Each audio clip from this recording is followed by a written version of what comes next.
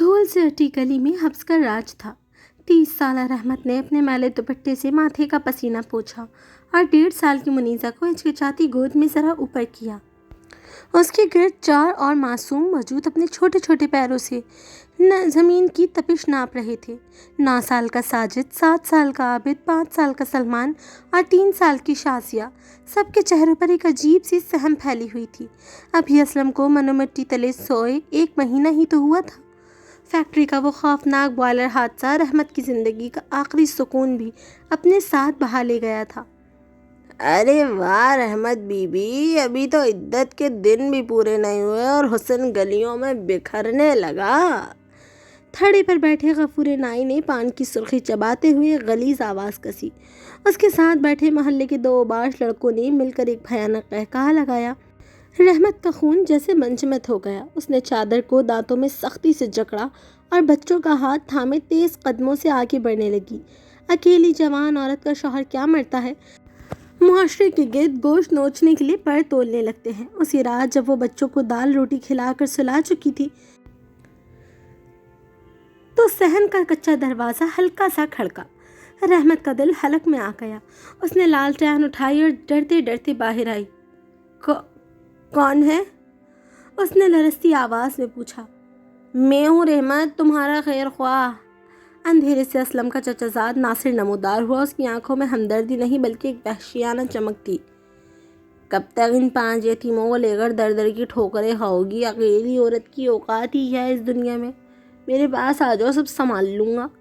उसने आगे बढ़कर ज़बरदस्ती रहमत की कलाई पकड़ने की कोशिश की। रहमत के अंदर की खौफज़दा औरत अचानक एक शेरनी में बदल गई।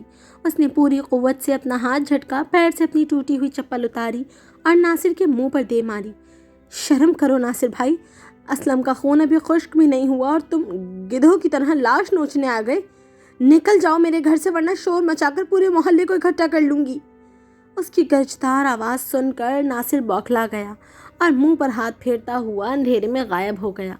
लेकिन रहमत जानती थी कि ये तूफ़ान की सिर्फ पहली दस्तक थी।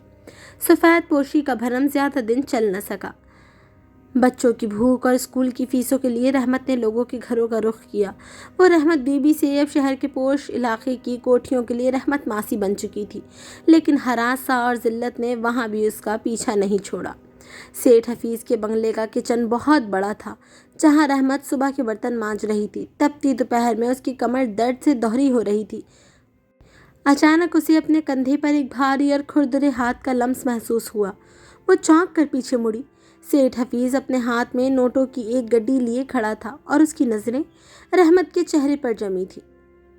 रहमत, तुम इतनी मशक्क़त क्यों करती हो? बस ज़रा मेरी बात मान लिया करो। ये बर्तन धोना, झाड़ू देना सब छूट जाएगा। ये लो, ये तुम्हारे बच्चों की फ़ीस के लिए है। सेठ ने बदनीयती से मुस्कुराकर नोट उसके दुपट्टे में ठूंसने की कोशिश की। रहमत ने गुस्से से तिलमिलाकर नोटों की गड्डी फर्श पर फेंक दी। सेठ साहब, मैं यहाँ हलाल की मजदूरी करने आती हूँ, अपनी इज्जत का सौदा करने नहीं। अगर आइंदा ऐसी घटिया हरकत की तो पुलिस में रिपोर्ट कर दूंगी। सेठ ने खशमगी नज़रों से उसे देखा। अच्छा, इतनी गैरत है तो चलो निकलो मेरे घर से, और याद रखना तुम्हारी पिछली मजदूरी के पैसे भी अब नहीं मिलेंगे। रहमत खामोशी से अपने आंसू पीकर वहाँ से निकल आई। कई ही कोठियों से उसे सिर्फ इसलिए निकाल दिया गया क्योंकि उसने वहाँ के मर्दों की गलीज़ ख्वाहिशात के आगे सर नहीं झुकाया। कभी किसी बेगम का झुमका खो जाता तो सीधा इल्ज़ाम मासी रहमत पर लगता। उसके कपड़ों की तलाशी ली जाती, उसे चोर कहा जाता। लेकिन वो सिर्फ अपने बच्चों के मुस्तकबिल के लिए ये सब पी जाती। जहाँ ज़िंदगी इतनी तल्ख थी, वहाँ शाम को घर लौटकर 5 बच्चों की मासूम शरारतें उसका मरहम बन जाती। एक दिन वो थकी हारी आई तो देखा कि साजिद ने आबिद को मुर्गा बना रखा था और दोनों बेटियां हंस रही थीं। ये क्या उधम मचाया हुआ है तुम लोगों ने? रहमत ने चादर कूठी पर टांगते हुए पूछा। अम्मी देखो, इस आबिद को पड़ोस से जो शादी का जर्दा मिला था, ये अकेला ही निकाल कर हड़प कर गया। साजिद ने शिकायत की। आबिद ने मुर्गा बने बने ही मासूमियत से मुंह बनाया। अम्मी, साजिद भाई तो बस शोर मचा रहे हैं। मैंने तो बस टेस्ट किया था कि जर्दा बासी तो नहीं हो गया, कहीं मेरी मासूम बहनें बीमार ना हो जाएं। میں نے تو قربانی دی ہے۔ رحمت کی ہنسی چھوٹ گئی۔ اس نے تڑپ کر پانچوں بچوں کو گلے سے لگا لیا۔ ان معصوموں کی خاطر وہ دنیا کا ہر زخم سہنے کو تیار تھی۔ وقت اپنی رفتار سے چل رہا تھا، لیکن رحمت کی زندگی جیسے ایک جگہ تھم گئی تھی۔ ابھی اسلم کو بچھڑے چند ماہ ہی ہوئے تھے کہ گھر کا راشن ختم ہو گیا۔ 5 معصوم پیٹ اور رحمت اکیلی جان۔ اس نے سوچا کہ آخر خون تو پانی نہیں ہوتا، مصیبت میں اپنے ہی کام آتے ہیں۔ وہ ایک ایک کر کے اپنے رشتہ داروں کے دروازے پر گئی۔ سب سے پہلے وہ اپنے سگے بڑے بھائی رحمان کے گھر گئی۔ بھابھی نے اسے ڈرائنگ روم کے بجائے صحن کی پٹی پر بٹھایا۔ جب رحمت نے روتے ہوئے ساجد اور عابد کے اسکول کی فیس کے لیے کچھ پیسوں کی مدد مانگی تو بھائی نے چائے کا کپ میز پر پٹکتے ہوئے سرد لہجے میں کہا، رحمت، تم نے تو جیسے بچوں کی فوج کھڑی کر رکھی ہے۔ 5 بچے پیدا کرتے ہوئے اسلم نے کچھ سوچا تھا؟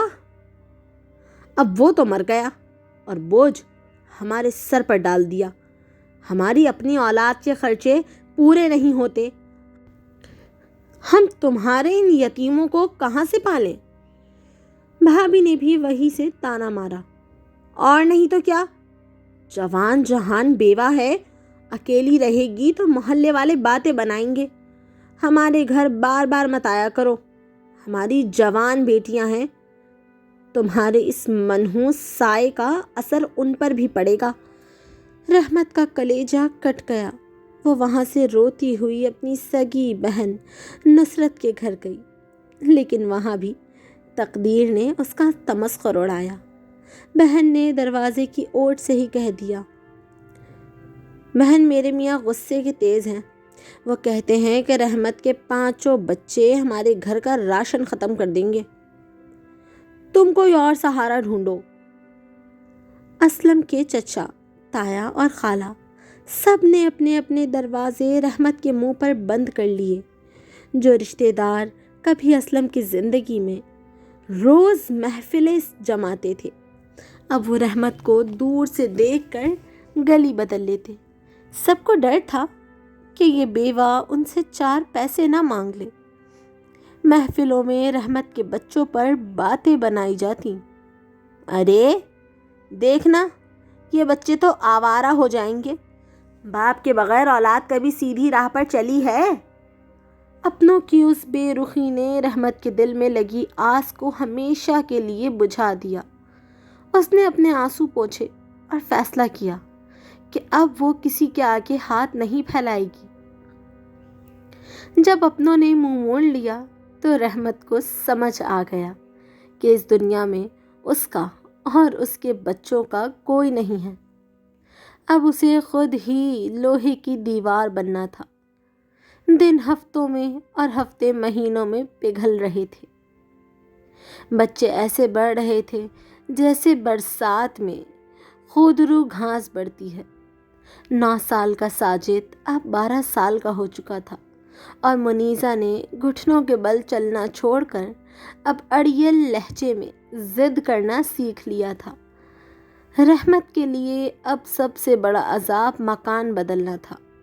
اکیلی بیوہ عورت کو یہ ظالم معاشرہ زیادہ دیر ایک جگہ ٹکنے نہیں دیتا تھا۔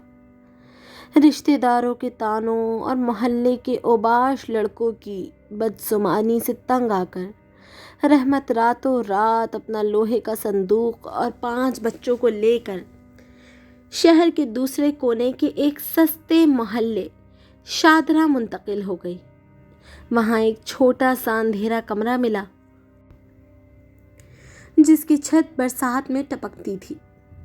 اس ہجرت کے سفر نے بچوں کو بھی وقت سے پہلے بڑا کر دیا۔ شازیہ اور منیزہ اب محض بچیاں نہیں رہی تھیں۔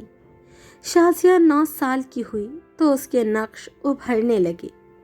اب جب وہ گلی کے سرکاری نلکے سے پانی بھرنے جاتی تو وہاں کھڑے آوارہ لڑکے سیٹیاں بجاتے، ارے دیکھو، ماسی رحمت کی بڑی بیٹی تو بالکل ہیروئن بن رہی ہے۔ गली के मोड़ पर खड़े एक लड़के ने शाजिया का दुपट्टे का पल्लू खींचने की कोशिश की।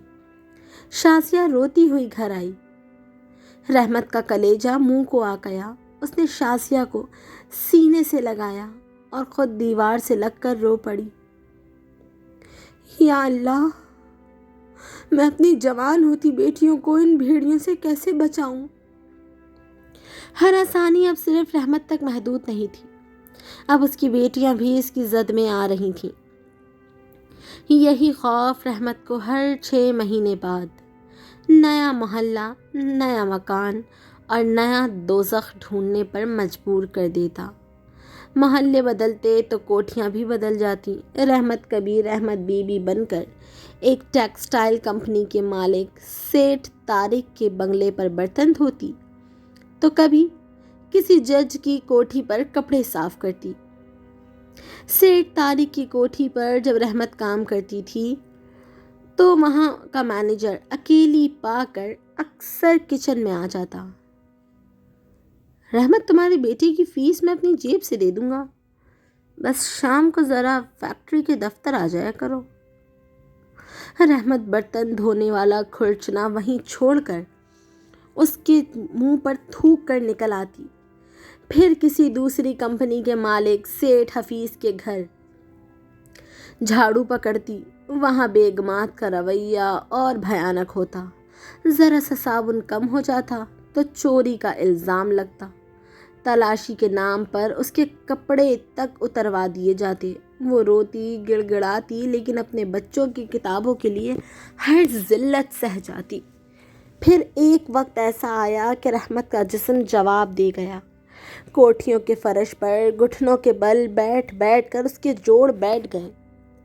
डॉक्टर ने कह दिया, माई अगर अब बर्तन मांझे तो हमेशा के लिए माजूर हो जाओगी। रहमत थक हार कर घर बैठ गई, लेकिन 5 पेट उसका इंतज़ार कर रहे थे। साजिद का मैट्रिक का दाखिला जाना था। रहमत ने हार नहीं मानी। उसने अपने शौहर के वक्त का एक पुराना लकड़ी का तपाई उठाया, पड़ोसन से कुछ पैसे उधार लिए और मोहल्ले के चौराहे पर बिरयानी की रेहड़ी लगा ली। एक चादर का पर्दा बनाकर वो तपती दोपहर में बड़े पतीले के सामने खड़ी हो जाती। आओ भाई, गर्मा गर्म साफ सुथरी बिरयानी। उसकी आवाज़ में ममता की पुकार होती। वहाँ भी मर्दों का हुजूम लग जाता।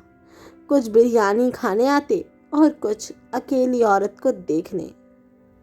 मासी, बिरयानी में मिर्चें तो तेज़ हैं, ज़रा अपने हाथ की मिठास भी डाल दो। एक गाहक ने गलीज जुमला कसा। रहमत ने चमचा पतीले पर मारा और गर्जी, बिरयानी खानी है तो इज्जत से खाओ, वरना अपना रास्ता लो। यहाँ अपने यतीम बच्चों को हलाल खिलाने बैठी हूँ। उसकी गैरत देखकर ओबाशों के सर झुक जाते। वो दिन भर धुएं और आग के सामने जलती। उसकी आंखें सुर्ख हो जाती। लेकिन शाम को जब वो खाना और फीस के पैसे लेकर घर लौटती तो बच्चों की मुस्कुराहट उसकी ज़िंदगी का हासिल बन जाती। बरसों का ये जहन्नुम रहमत ने खामोशी से पार कर दिया। बिरयानी बेच बेच कर हिजरतें करके उसने 5 बच्चों को शहर के महंगे तरीन इदारों में पढ़ाया। वक्त का पहिया घूमा और रहमत की कुर्बानी रंग लाई। बच्चे अब गलियों के यतीम नहीं थे, वो अब मुआशरे के सितारे थे। बड़ा बेटा साजिद अब शहर की उसी अदालत का सिविल जज था जहां कभी रहमत चोरी का झूठा इल्ज़ाम लगने पर रोई थी। आबिद एक मल्टीनेशनल कंपनी का डायरेक्टर बन चुका था और सलमान एक बड़ा सरकारी अफसर। शाजिया यूनिवर्सिटी में प्रोफेसर थी और छोटी मुनीसा, जो कभी गोद में रोती थी, अब एक नामवर हार्ट सर्जन बन चुकी थी। रहमत की कमर अब मुस्तकिल झुक चुकी थी। हाथ बिरयानी के चमचे चला चला कर और बर्तन धो धो कर खुरदुरे, काले और बेजान हो चुके थे। अब उसके आराम के दिन थे, लेकिन कामयाबी ने औलाद के दिलों से माँ की मोहब्बत छीन कर वहाँ शर्मिंदगी का जहर बो दिया था। ایک شام جج ساجد کے شاندار سرکاری بنگلے پر ایک بہت بڑی VIP پارٹی تھی۔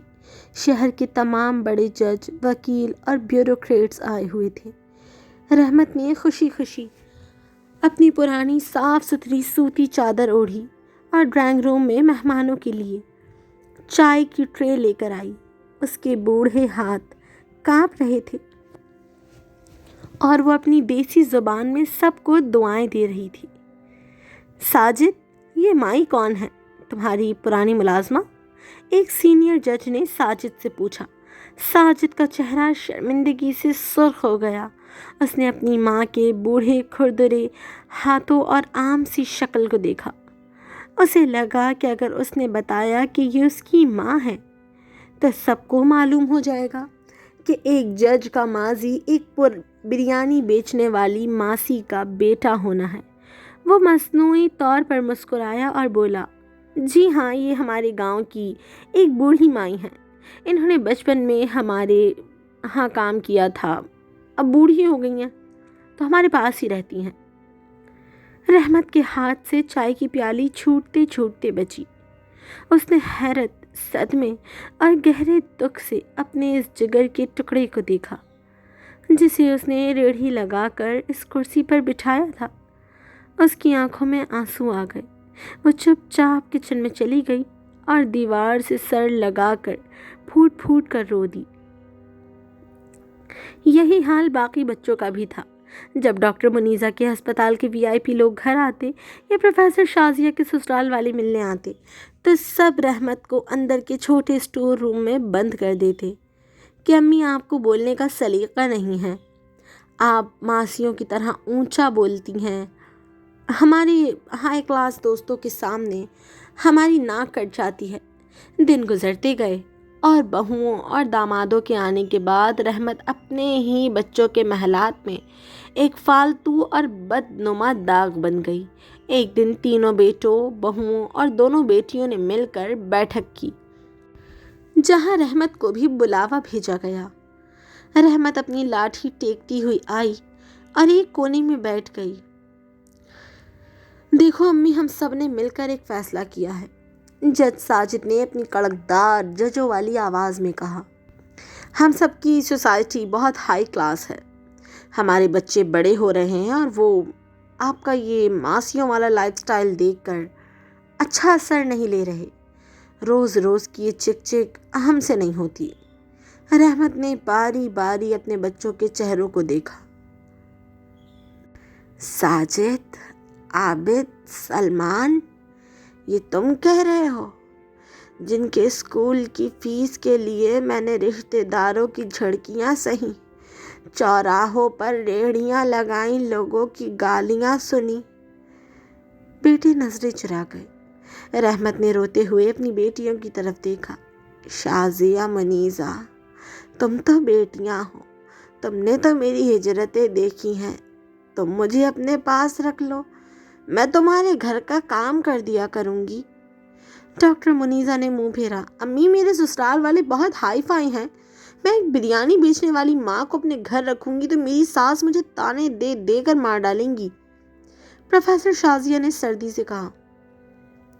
امی، ہمارے اپنے اخراجات ہیں، اتنے ہیں، ہم آپ کا روز روز کا دوائیوں کا خرچہ نہیں اٹھا سکتے۔ ہم نے فیصلہ کیا ہے کہ آپ کے لیے ایک اولڈ ایج ہوم میں بات کر لی ہے، وہاں آپ کو سکون ملے گا۔ رحمت کا دل ٹوٹ کر ریزہ ریزہ ہو گیا۔ وہ بوڑھی ماں جس نے اکیلی دنیا کے طوفان سے، رشتہ داروں کی بے رخی سے، معاشرے کے غلیظ اشارے سے سہے تاکہ ان بچوں کو سر اٹھا کر جینا سکھا سکے، آج اسی اولاد کو اپنی ماں کا سر دیکھ کر شرم آ رہی تھی۔ رحمت کھڑی ہوئی، اس نے اپنے آنسو پوچھے جو اب خشک ہو چکے تھے۔ وہ اپنے کمرے میں گئی اور اپنا وہی 25 سال پرانا زنگ آلود لوہے کا صندوق اٹھایا جس میں وہ کبھی بچوں کی فیسوں کے پیسے چھپا کر رکھتی تھی۔ اس نے آخری بار اپنے بچوں کے عالیشان بنگلے اور ان میں رہنے والے بڑے افسران کو دیکھا۔ ان کے چہروں پر ایک سکون تھا جیسے کوئی بوجھ اتر گیا ہو۔ رحمت نے لرزتے قدموں سے گھر کی دہلیز پار کی اور پیچھے مڑ کر بھی نہیں دیکھا۔ وہ سڑک پر چلتی گئی، تیز دھوپ اس کے چکھے ہوئے وجود کو جھلسا رہی تھی۔ بالکل ویسے ہی جیسے 30 سال پہلے اسلم کی موت کے دن تھے۔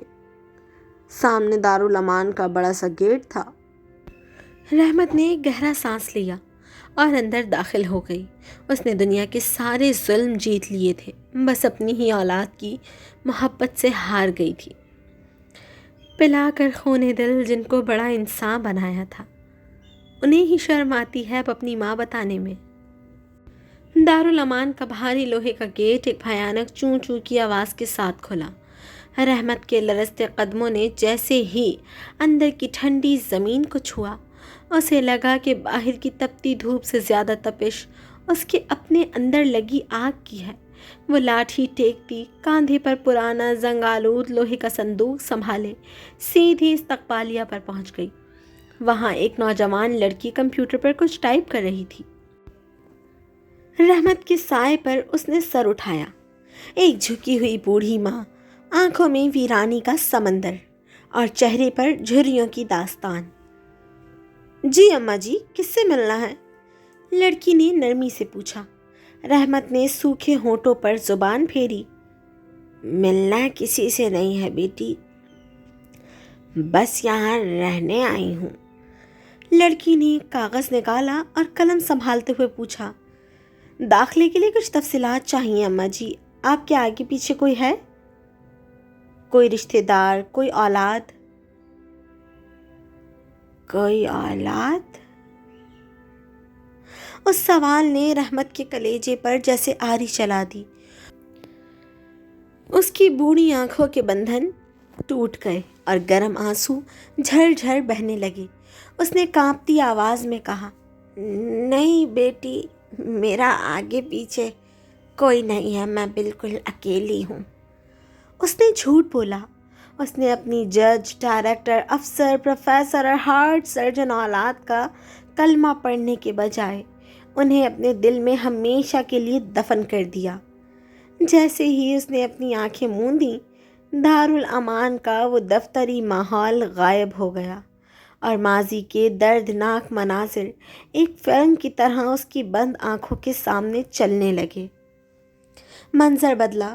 شاہدرہ کے اس اندھیرے ٹپکتے ہوئے کمرے میں رات کے 2 بج رہے تھے۔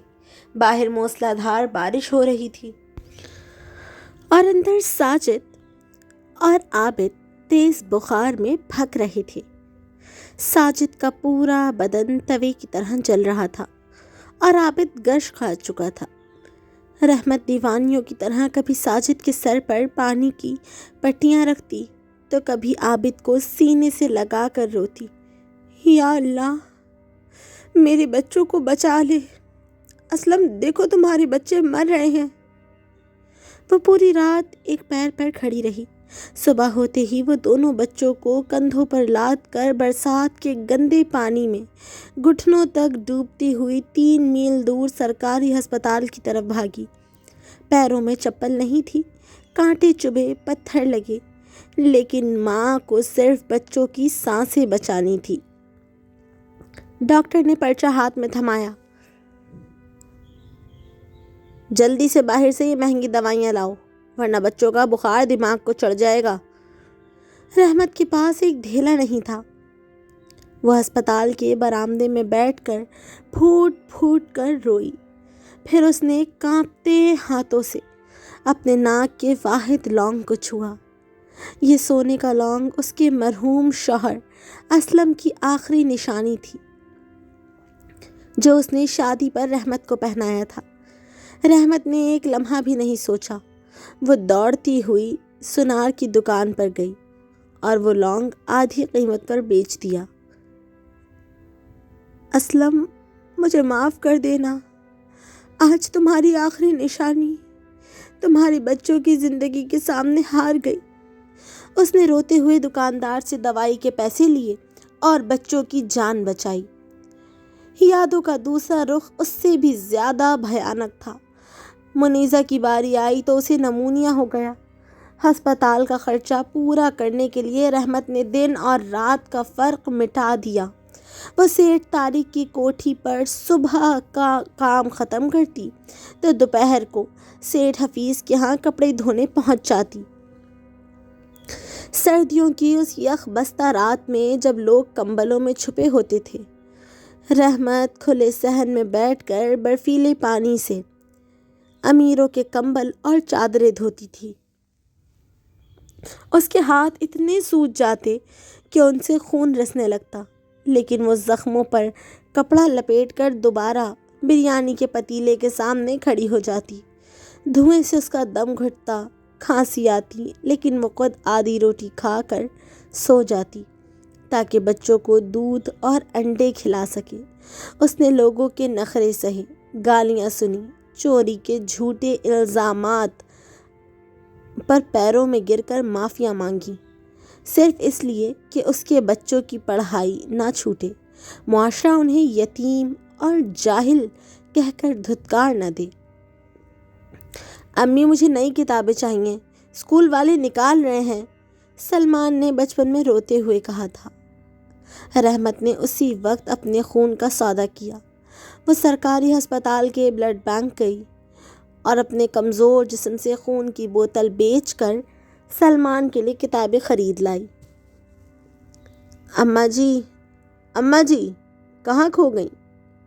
یہ لیں، یہاں انگوٹھا لگا دیں۔ ریسیپشنسٹ لڑکی کی آواز نے رحمت کو ماضی کے اس دردناک سمندر سے باہر کھینچا۔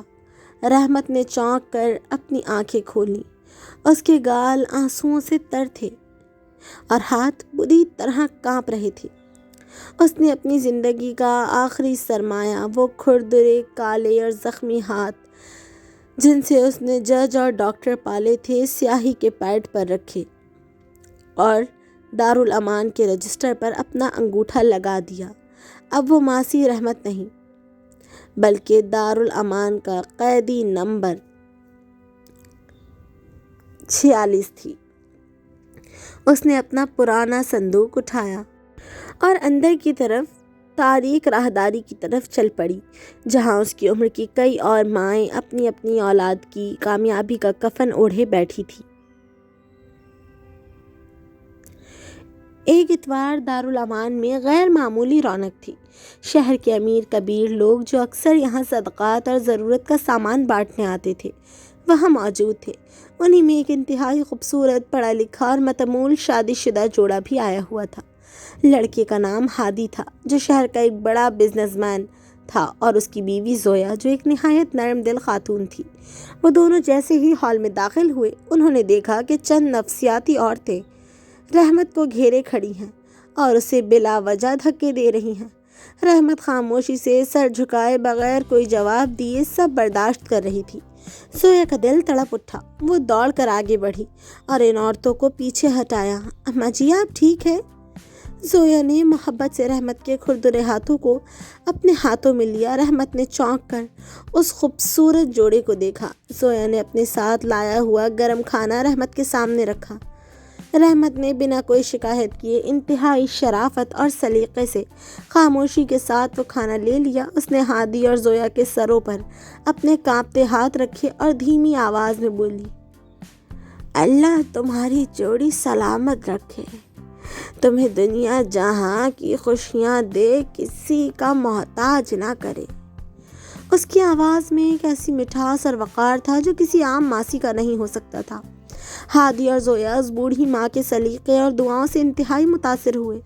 ہادی سیدھا دارالامان کے مینیجر کے دفتر میں گیا اور رحمت کی طرف اشارہ کر کے پوچھا، سر وہ جو کونے میں اماں جی بیٹھی ہیں ان کے بارے میں کچھ بتائیے۔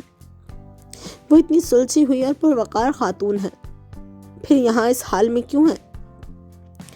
مینیجر نے ایک ٹھنڈی آہ بھری اور بولا، ہادی صاحب، ان کا نام رحمت بی بی ہے، 3 ماہ ہونے کو آئے ہیں۔ یہ ایک دن اپنا یہ پرانا صندوق لے کر چپ چاپ یہاں آ گئیں۔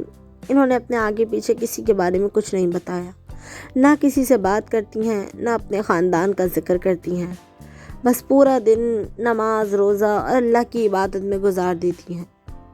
مینیجر نے آگے بتایا، یہاں جو دوسری دماغی مریض اور نفسیاتی عورتیں ہیں وہ انہیں بہت ستاتے ہیں، ان کا جینا محال کر رکھا ہے، پر یہ مائیں اتنی صابر ہیں کہ کسی سے ایک لفظ نہیں کہتی، بس خاموشی سے آنسو بہا لیتی ہیں۔ ہمیں لگتا ہے یہ کسی بہت بڑے صدمے سے گزر کر یہاں آئی ہیں۔ ہادی اور زویا نے ایک دوسرے کی طرف دیکھا۔ ان کی اپنی کوئی ماں نہیں تھی، وہ دونوں اس ممتا کی چھاؤں کے لیے ترستے تھے۔ ہادی نے زویا کا ہاتھ تھاما اور کہا، زویا کیا تم وہی سوچ رہی ہو جو میں سوچ رہا ہوں؟ زویا نے روتے ہوئے سر ہلا دیا۔ ہادی اور زویا نے مینیجر سے بات کر کے تمام کاغذی کارروائی پوری کی اور رحمت کے پاس آ گئے۔ ہادی رحمت کے پیروں میں بیٹھ گیا اور بولا، اماں جی ہماری ماں نہیں ہے، کیا آپ ہمارے ساتھ ہمارے گھر چلیں گی ہماری ماں بن کر؟ رحمت نے حیرت سے ان دونوں کو دیکھا۔ بیٹا میں ایک بوڑھی بیکار عورت ہوں، مجھے اپنے عالیشان گھر میں لے جا کر کیا کرو گے؟ زویا نے رحمت کو گلے سے لگا لیا۔ اماں ہمیں بنگلہ نہیں، آپ کی دعائیں چاہیے، آپ ہمارے گھر کی برکت بن کر چلیں۔ جب ہادی اور زویا رحمت کا وہ پرانا صندوق اٹھا کر اسے اپنی مہنگی چمکتی ہوئی گاڑی میں بٹھا کر اپنے محل جیسے گھر لے آئے تو رحمت کے قدم لڑکھڑا گئے۔ ہادی اور زویا نے اسے گھر کا سب سے خوبصورت اور بڑا کمرہ دیا، اسے مخمل کے بستر پر بٹھایا اور نوکروں کو حکم دیا کہ اماں جی کی اجازت کے بغیر گھر کا کوئی کام نہیں ہوگا۔ رحمت اس عالیشان کمرے کے فرش پر بیٹھ کر پھوٹ پھوٹ کر رو پڑی۔ اس کی آنکھوں سے بہنے والے آنسو اب دکھ کے نہیں تھے بلکہ تقدیر کے اس عجیب موازنے کے تھے۔ اس نے آسمان کی طرف منہ اٹھایا اور روتے ہوئے خدا سے شکوہ کیا، یا اللہ یہ کیسا انصاف ہے، وہ 5 اولادیں جنہیں میں نے اپنے خون سے سینچا، جن کے لیے میں ماسی بنی، چوراہوں پر بریانی کی ریڑھیاں لگائیں، اپنے ناک کا سونا بیچ دیا، راتوں کو جاگ جاگ کر ان کا بخار اتارا۔ انہوں نے معاشرے میں اپنی ناک بچانے کے لیے مجھے ایک نوکرانی کی طرح گھر سے نکال دیا۔ انہیں اپنی ماں بتانے میں شرم آتی رہی۔ اس نے ہادی اور زویا کو دیکھا جو اس کے کھردرے پیروں پر مرہم لگا رہے تھے اور بولی، اور یہ غیر جن سے میرا کوئی خون کا تعلق نہیں، جو اتنے بڑے امیر کبیر اور پڑھے لکھے ہیں، وہ ایک ماسی کو اپنی ماں بنا کر اپنے سر کا تاج بنا رہے ہیں۔ ہادی نے رحمت کے آنسو پوچھے اور کہا، ماں اولاد خون سے نہیں احساس سے ہوتی ہے، آج سے آپ صرف ہماری ماں ہیں۔ رحمت نے دونوں کو اپنے سینے سے لگا لیا۔ اس نے دنیا کے سارے ظلم سہے تھے، اپنوں کی بے وفائی کا زہر بھی پیا تھا، لیکن غیروں کے اس خلوص نے اس کی ممتا کے زخموں پر ہمیشہ کے لیے مرہم رکھ دیا۔ ہادی کوئی عام بزنس مین نہیں تھا، وہ ملک کے سب سے بڑے تجارتی گروپ الہادی انڈسٹریز کا چیئرمین اور ملک کی معیشت کا وہ ستون تھا جس کے ایک دستخط پر وفاقی بیوروکریسی، وزارتیں اور عدالتیں چلتی تھیں۔ شہر کے تمام بڑے افسران اور ججز کی ترقیاں، تبادلے اور نوکریاں بلا واسطہ یا بالواسطہ ہادی کے کاروباری سلطنت اور اثر و رسوخ سے جڑی ہوتی تھی۔ قدرت کا کھیل دیکھیے، اسی دائرے میں رحمت بی بی کی وہ 5 خود غرض اولادیں بھی آتی تھیں۔ جج ساجد کی ہائی کورٹ میں اگلی پروموشن کی فائل، عابد کی کمپنی کو ملنے والا اربوں روپے کا بین الاقوامی کانٹریکٹ، سلمان کی وزارت میں سیکریٹری کے عہدے پر تعیناتی، پروفیسر شازیہ کا بیرون ملک یونیورسٹی میں تبادلہ اور ڈاکٹر منیرہ کے نئے ہارٹ ریسرچ ونگ کے لیے فنڈز، یہ سب کچھ ہادی کے صرف ایک قلم کی جنبش کے محتاج تھے۔ ان 5 کو معلوم تھا کہ اگر ہادی نے ہاتھ کھینچ لیا تو ان کا شاندار کریئر پل بھر میں خاک میں مل جائے گا۔ ہادی اور زویا نے پچھلے چند مہینوں میں رحمت بی بی کو وہ زندگی دی تھی جس کا انہوں نے خواب میں بھی نہیں سوچا تھا۔ ملک کے بہترین ڈاکٹروں سے ان کے جوڑوں کا علاج کروایا۔ ان کے ہاتھ پیروں کا کھردرا پن جو کبھی برتن مانجنے اور بریانی کی ریڑھی چلانے سے ہوا تھا، اب بہترین نگہداشت اور مرہم سے ختم ہو چکا تھا۔ اب ان کے چہرے پر ایک پروقار خوبصورت چمک تھی اور سفید بالوں میں ایک خاص قسم کی نفاست آ گئی تھی۔ وہ اب کوئی مظلوم ماسی نہیں بلکہ ایک امیر پروقار اور نفیس گھرانے کی بزرگ ملکہ لگتی تھی۔ شہر کے سب سے مہنگے اور عالی شان 5 اسٹار ہوٹل کے ہال میں الہادی گروپ کی سالانہ کامیابی کا جشن منایا جا رہا تھا۔ ہال قیمتی فانوسوں، پھولوں اور چمکتی ہوئی روشنیوں سے سجا ہوا تھا۔ اس محفل میں ملک کے بڑے بڑے ججز، بیوروکریٹس، ہارٹ سرجنز اور چوٹی کے پروفیسرز مدعو تھے۔ ساجد، عابد، سلمان، شازیہ اور منیرہ بھی اپنی بیویوں اور شوہروں کے ساتھ وہاں موجود تھے، اس امید میں کہ آج انہیں ہادی سے ملنے اور اپنی فائلوں پر دستخط کروانے کا موقع ملے گا۔ اچانک ہال کے بڑے دروازے کھلے اور پورا ہال خاموش ہو گیا۔ ہادی اور زویا ہال میں داخل ہو رہے تھے اور ان کے درمیان ایک انتہائی نفیس اور پروقار بوڑھی خاتون تھی۔ رحمت بی بی نے خالص ریشم کی سفید ساڑی پہن رکھی تھی، گلے میں موتیوں کا ایک سادہ لیکن بیش قیمت ہار تھا اور چہرے پر بلا کا وقار۔ ان کے دائیں بائیں سوٹ پہنے دو ذاتی ملازمین نہایت احترام سے چل رہے تھے، جبکہ ہادی اور زویا نے محبت اور فخر سے ان کے بازو تھام رکھے تھے۔ ساجد نے چائے کا کپ منہ سے لگایا ہی تھا کہ اس کی نظر اس خاتون پر پڑی۔ اس کے ہاتھ سے کپ چھوٹتے چھوٹتے بچا۔ امی؟ اس کے حلق سے دبی دبی آواز نکلی۔ باقی چاروں بہن بھائیوں اور ان کی ہائی کلاس بہوؤں کے چہروں کا رنگ یکسر اڑ گیا۔ یہ وہ ماسی رحمت تو تھی ہی نہیں جسے وہ ہمیشہ دنیا اور اپنے ہائی کلاس دوستوں سے چھپاتے پھرتے تھے، اور جس کے فلیٹ یا اولڈ ایج ہوم جانے کے فیصلے پر وہ خود غیرت کھا کر گھر سے نکل گئی تھیں۔ یہ تو کوئی ہائی سوسائٹی کی امیر خاتون لگ رہی تھیں، جن کے سامنے شہر کا گورنر بھی سر جھکا رہا تھا۔ ہادی مسکراتا ہوا سیدھا اسی گروپ کی طرف بڑھا جہاں رحمت بی بی کے 5 بچے اپنی فائلوں کے ساتھ کھڑے تھے۔ ان کے چہروں پر خوف اور حیرت کا طوفان تھا۔ سر، جج ساجد نام ہے میرا، اور یہ میرے بھائی بہن ہیں، ہم آپ سے ملنے کے لیے۔ ساجد نے لرزتی آواز میں ہادی سے بات کرنی چاہی۔ ہادی نے ہاتھ اٹھا کر اسے روکا اور بڑے فخر سے رحمت بی بی کی طرف دیکھا۔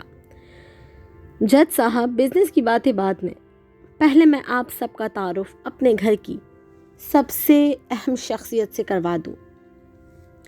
یہ ہیں رحمت بی بی، میری ماں، الہادی گروپ کی سرپرست اعلیٰ۔ پورا گروپ جیسے ساکت ہو گیا۔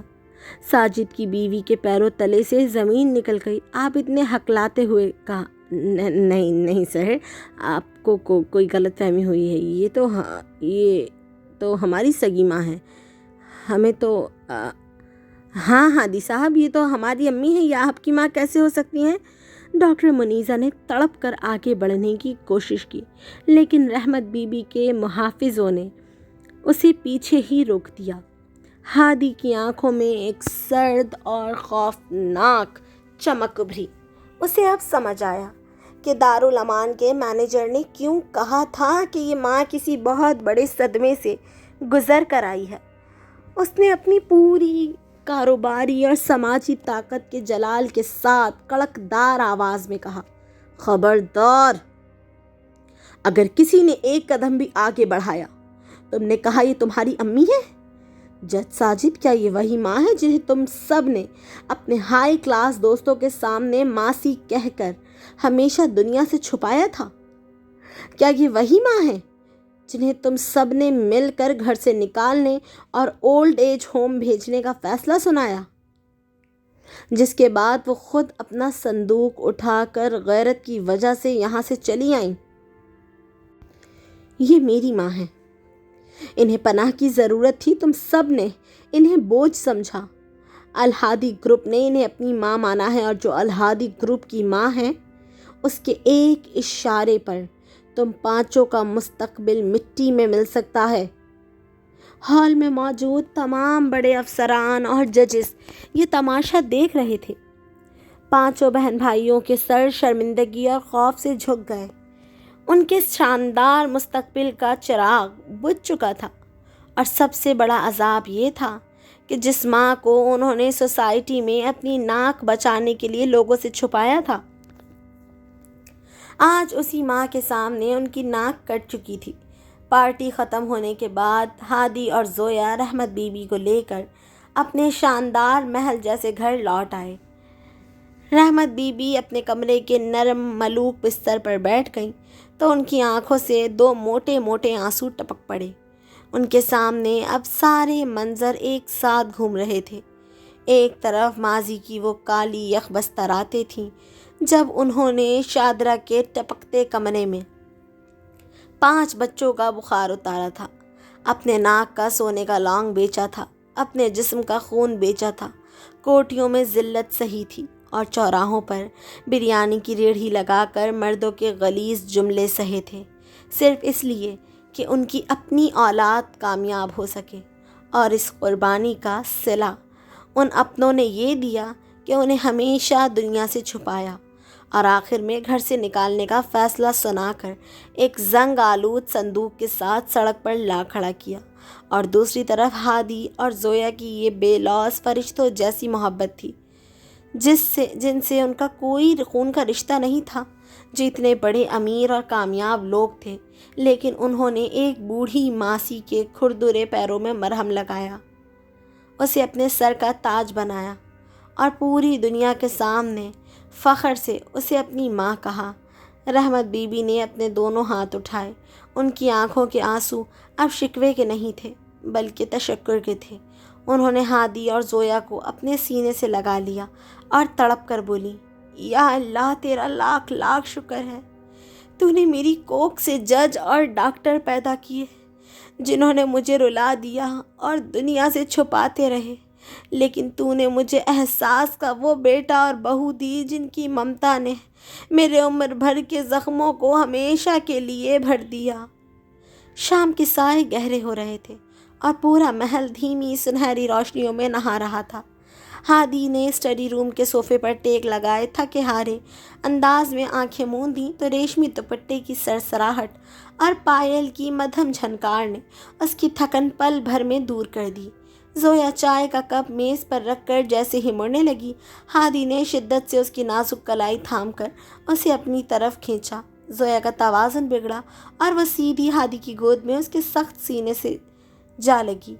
ہادی چھوڑیے، امی باہر برآمدے میں بیٹھی ہیں، کوئی دیکھ لے گا۔ زویا نے گھبرا کر دھیمی لرزتی آواز میں احتجاج کیا۔ اس کا سانس ہادی کے اتنے قریب ہونے سے بے ترتیب ہونے لگا اور سفید گالوں پر حیا کی گہری تپتی ہوئی سرخی دوڑ گئی۔ کوئی نہیں دیکھ رہا زویا، ہادی نے مخملی آواز میں سرگوشی کی اور اپنا ایک مضبوط بازو زویا کی نرم کمر کے گرد لپیٹ کر اسے اپنے مزید قریب کر لیا۔ اس کا دوسرا آزاد ہاتھ زویا کے چہرے کی طرف بڑھا اور اس نے نہایت نرمی سے اس کی تھوڑی کو اپنی انگلیوں کے پوروں سے اوپر اٹھایا۔ ہادی کی تپتی ہوئی گہری نظریں زویا کے کانپتے ہونٹوں اور بند ہوتی آنکھوں پر جم گئیں۔ اس نے آگے بڑھ کر اپنی گرفت کو مزید تیکھا کیا اور اپنے ہونٹ زویا کی پیشانی پر جما دیے، ایک ایسا لمس جس میں حد درجے کی شدت، جذباتی جنون اور تڑپ تھی۔ ہادی کی گرم سانسیں زویا کی گردن اور چہرے کو چھو رہی تھیں، جس سے زویا کے پورے بدن میں ایک سنسنی دوڑ گئی۔ اس نے اپنی تپتی ہوئی پیشانی ہادی کے کاندھے پر چھپا دی اور اپنے نازک ہاتھوں سے ہادی کے کوٹ کو سختی سے جکڑ لیا۔ تم جانتی ہو زویا؟ ہادی نے زویا کے ریشمی بالوں میں اپنی انگلیاں لیس کرتے ہوئے نہایت دھیمے اور گہرے لہجے میں کہا، اس عالی شان محل کی دولت میرے لیے ایک بے جان مٹی تھی، لیکن جب سے تم میری زندگی میں آئی ہو مجھے جینا ملا ہے۔ تم نے میری بوڑھی ماں کو وہ مان، وہ والہانہ محبت اور وہ ابدی سکون دیا ہے جو اس کے اپنے سگے جگر کے ٹکڑے بھی اسے نہ دے سکے۔ میں اپنی آخری سانس تک تمہاری اس محبت کا مقروض رہوں گا۔ زویا کی دھڑکنیں ہادی کے اس شدید لمس اور اعتراف سے بے قابو ہو رہی تھیں۔ اس نے ہادی کے کاندھے پر سر ٹکائے ہوئے گہرا سانس لیا۔ ہادی، اماں جی صرف آپ کی ماں نہیں ہیں، اب وہ میری بھی ماں ہیں۔ ان کی دعائیں ہی ہمارے اس پاک اور شدید رشتے کی اصل برکت ہیں۔ برآمدے کے آرام دہ صوفے پر بیٹھی رحمت بی بی نے تسبیح روک کر کھڑکی کے شیشے سے ان دونوں کی اس سچی محبت کو دیکھا۔ اب ان کے چہرے پر ماضی کی تلخی یا کھردرے پن کے سائے نہیں تھے۔ ہادی اور زویا نے بہترین ڈاکٹروں سے ان کا علاج کروایا تھا۔ چہرے پر ایک شاہی نکھار تھا اور ہونٹوں پر ایک اپنی پرسکون مسکراہٹ۔ انہوں نے دونوں ہاتھوں کی انگلیاں چٹخا کر بچوں کی بلائیں لیں اور دل ہی دل میں اپنے اس خوبصورت جوڑے کی نظر اتارنے لگیں۔ دن اور رات کا یہ حسین، شدید، رومانوی توازن وقت کے پہیے کے ساتھ گھوما تو محل کی دیواروں نے ایک نئی کلکاری کی گونج سنی۔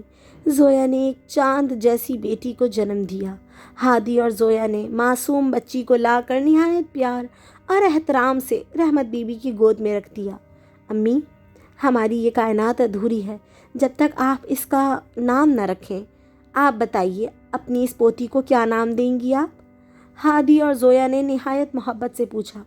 رحمت بی بی کی نم آنکھوں میں خوشی کے جگنو چمک اٹھے۔ انہوں نے بچی کے گلابی گالوں کو چوما اور دھیمی پروقار آواز میں بولی، منہل، یہ رحمت کا وہ چشمہ ہے جس نے میری اندھیری زندگی کو اس نور سے بھر دیا ہے۔ کامیابی، محبت اور خلوص کا یہ سفر اپنے اختتام کی طرف بڑھ رہا تھا۔ منہل کا پہلا جنم دن پورے محل میں ایک تہوار کی طرح منایا گیا۔ رحمت بی بی نے قیمتی ریشمی چادر اوڑھے انتہائی پروقار اور نفیس انداز میں اپنی پوتی کو اپنے ہاتھوں سے کیک کا پہلا نوالا کھلایا اور اسے ڈھیروں دعائیں دیں۔ اس رات ان کا چہرہ ایسے دمک رہا تھا جیسے زندگی کا ہر فرض احسن طریقے سے ادا ہو چکا ہو۔ قدرت نے انہیں دنیا کی سب سے بڑی عزت سے نواز دیا ہو اور اب کوئی حسرت باقی نہ رہی ہو۔ رات گئے انہوں نے منہل کو اپنے سینے سے لگایا، اس کے ریشمی بالوں میں انگلیاں گھماتے ہوئے دھیمی آواز میں لوری سناتی رہیں، یہاں تک کہ وہ معصوم سو گئی۔ رحمت بی بی نے ایک طویل پرسکون سانس لیا اور خدا کا شکر ادا کرتے ہوئے اپنی آنکھیں موند لیں۔ اگلی صبح سورج کی پہلی سنہری کرن کھڑکی کے پردے چیرتی ہوئی بستر پر اتری۔ لان میں پرندے چہچہا رہے تھے۔ زویا روز کی طرح چائے کی ٹرے سنبھالے پائل کی جھنکار کے ساتھ کمرے میں داخل ہوئی۔ امی، اٹھیے، دیکھیے منہل کب سے آپ کی لاٹھی پکڑ کر کھڑی ہے، زویا نے مسکراتے ہوئے پکارا، لیکن بستر سے کوئی سرسراہٹ نہ ہوئی۔ رحمت بی بی سفید چادر اوڑھے سیدھی لیٹی ہوئی تھی۔ ان کے چہرے پر ایک عجیب ماورائی اطمینان اور ایک دھیمی سی مسکراہٹ منجمد ہو چکی تھی۔ زویا کے ہاتھ سے چائے کی ٹرے چھوٹ کر فرش پر گری، پیالیاں ٹوٹنے کی آواز پورے کمرے میں گونجی۔ امی!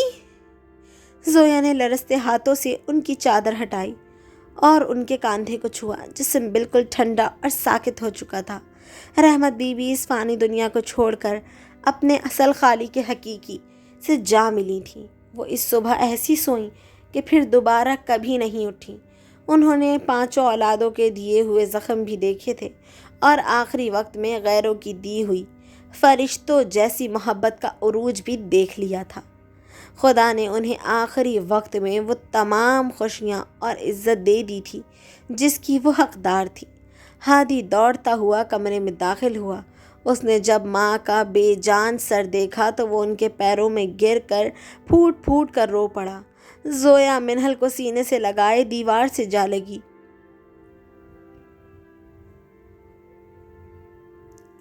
ابھی رحمت بی بی کا غسل اور کفن کا عمل جاری تھا کہ محل کے عالیشان گیٹ پر ایک شور مچا۔ 5 خستہ حال پاگلوں جیسے وجود ہال کے اندر داخل ہوئے جنہیں گارڈز روکنے کی کوشش کر رہے تھے۔ یہ ساجد، عابد، سلمان، شازیہ اور منیزہ تھے۔ ان کے کپڑے مٹی سے اٹے تھے اور چہروں پر عبرتناک بربادی لکھی تھی۔ ہادی کے ایک ہی دستخط نے ان کی زندگیاں بدل دی تھیں۔ جج ساجد کی ڈگری چھن چکی تھی اور وہ عدالت سے معطل ہو کر سڑک پر آ چکا تھا۔ ڈاکٹر منیزہ کا لائسنس کینسل ہو چکا تھا اور باقی بھائی بہن مکمل طور پر دیوالیہ اور برباد ہو چکے تھے۔ ان کی مغرور بہوئیں اور داماد انہیں سڑک پر چھوڑ کر جا چکے تھے۔ وہ 5 گارڈز کو دھکا دیتے ہوئے سیدھے رحمت بی بی کے کمرے کی طرف بھاگے اور وہاں سفید چادر میں لپٹے ہوئے وجود کو دیکھ کر ان کے پیروں میں گر پڑے۔ امی، ہمیں معاف کر دیں، ہم تباہ ہو گئے، ہم برباد ہو گئے امی، ہماری کرسیاں چھن گئیں، ہماری ڈگریاں اور لائسنس کینسل ہو گئے، ہم سڑک پر آ گئے امی۔ ساجد رحمت بی بی کے پیروں کو پکڑ کر پھوٹ پھوٹ کر رو رہا تھا اور اس کے آنسو چادر کو بھگو رہے تھے۔ امی، ایک بار اپنی آنکھیں کھولیں، ہمیں معاف کر دیں، ہم اب آپ کو ہمیشہ اپنے سر کا تاج بنا کر رکھیں گے، ہمیں اس بربادی سے بچا لیں امی۔ منیزہ اور شازیہ نے روتے ہوئے چادر کا آنچل تھامنے کی کوشش کی اور پاگلوں کی طرح ماں کے چہرے کو چومنے لگیں۔ लेकिन वहाँ से कोई जवाब नहीं आया। वो माँ जो कभी उनका एक आंसू देखकर तड़प उठती थी, आज उनके उस मातम पर बिल्कुल खामोश और पुरसुकून लेटी थी। उसकी रूह कब की उड़ चुकी थी। तभी हादी शेर की तरह गरजता हुआ आगे बढ़ा और उन पांचों के सामने लोहे की दीवार बनकर खड़ा हो गया। हट जाओ पीछे, दूर रहो मेरी माँ से। अब किस मुंह से यहाँ माफ़ी मांगने आए हो? जब वो जिंदा थी तब तुम सबको सोसाइटी में अपनी नाक बचाने के लिए उनसे शर्म आती थी, उन्हें लोगों से छुपाते थे। आज जब तुम्हारी अपनी डिग्रियां और लाइसेंस छिन गए तो तुम्हें अपनी माँ याद आई? हादी की आंखों से गुस्से और दुख के आंसू बह रहे थे। उसने कड़कदार आवाज़ में कहा, अम्मी इस दुनिया से जा चुकी हैं, उन्होंने अपना हिसाब खुदा पर छोड़ दिया है।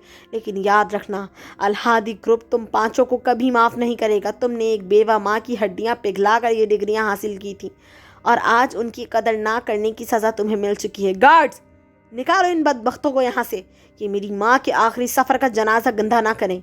गार्ड्स ने रोते गिड़गिड़ाते और माफ़िया मांगते हुए उन पांचों को महल से बाहर धकेल दिया। उनकी डिग्रियाँ, उनका गुरूर, उनका फ़ख्र सब मिट्टी में मिल चुका था। लेकिन अब बहुत देर हो चुकी थी।